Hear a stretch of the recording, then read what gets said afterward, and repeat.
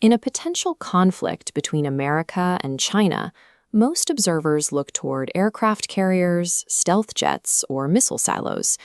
This assumption is easy to make, given China's rapid rise, a transformation defined by shimmering megacities and massive wealth. The nation now operates the world's largest manufacturing base, producing more industrial goods than any other country on the planet. Yet, beneath this industrial power lies a fundamental vulnerability that factories cannot solve. China cannot feed itself, and the world's second-largest superpower now depends on foreign countries, specifically the United States, to survive.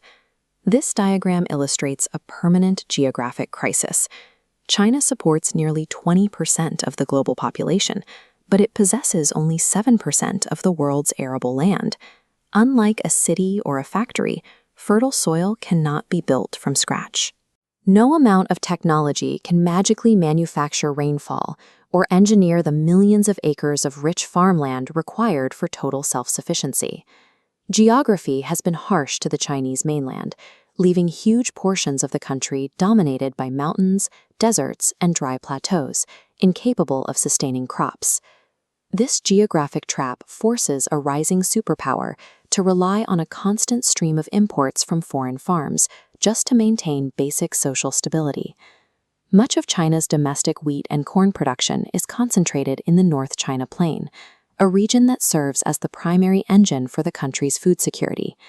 However, decades of aggressive over-farming and industrial growth have pushed this land to its breaking point.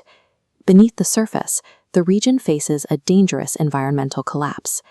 This diagram shows how underground aquifers are drained at alarming speeds to sustain crop yields. Climate pressure accelerates the disaster, causing water tables to collapse and rivers to shrink across the agricultural heartland. China now faces a mathematical nightmare, feeding 1.4 billion people while its natural resources are actively disappearing. While trade disputes often focus on microchips or oil, China's stability rests on a less discussed commodity: soybeans. These beans provide the essential protein for the animal feed required to raise hundreds of millions of pigs every year. Because pork is the primary protein in the Chinese diet, any disruption to this supply chain directly threatens the country's domestic peace. To meet this demand, China has become the world's largest soybean importer, relying heavily on the United States and Brazil to fill its grocery stores. If these shipments were to stop, the resulting food inflation and pork shortages could trigger widespread social instability that the government is ill-equipped to handle. Beijing treats this dependency as a critical threat. President Xi Jinping has made the security of China's rice bowl a top national priority. This sparked massive anti-food waste campaigns, pressure on restaurants to reduce leftovers, and limits on what citizens order. Beyond its borders, China is hoarding massive stockpiles of grain and buying up foreign supply chains and agricultural land.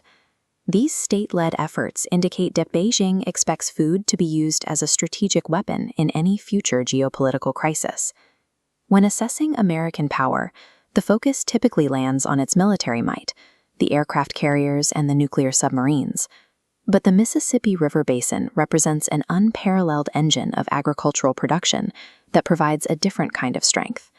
America's massive fertile plains and efficient logistics networks produce a food surplus that far exceeds its own domestic needs. This geographic advantage provides the United States with profound geopolitical leverage, as it produces the very resources that other nations depend on for survival. The asymmetry is clear. China depends on open global shipping routes to feed its people, while the United States is entirely self-sufficient. In a blockade or trade crisis, disrupting these fragile lines would have catastrophic effects on Chinese society. History demonstrates that a civilization's survival depends on its food supply, regardless of its technological or financial reach. In the 21st century struggle between superpowers, the defining weapon grows in a field.